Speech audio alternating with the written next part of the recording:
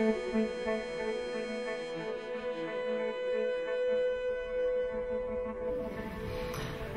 Dusburgas Pētera minētais vietas nosaukums Romov, citos avotos Romove, tiek rekonstruēts kā Rāma.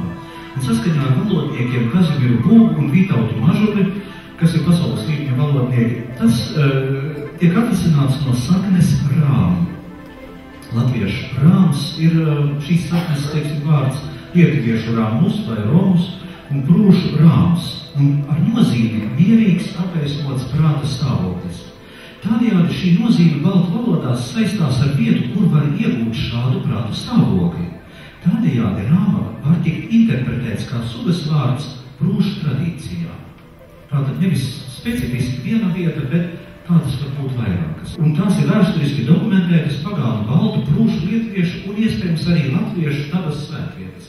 Ja tas jautājums, protams, par to Rāmu pie Rīgas, viņa acīm redzot, ir kādā 19. gadsimtā uzradies tas nosaukums, un nezinu, vai tur būtu jāmeklē arī kāda senāka baltu svētvieta, bet citādi tas ir sugas vārds. Tuvākas attiecības starp baltu sakrālo terminoloģiju ar sakni Rāma no vienas puses un indiešu dievību Rāma no otras puses tiek apskatītas Latvijas teosofiskajā literatūrā jau kopš 20. gadsimta 80. gadiem.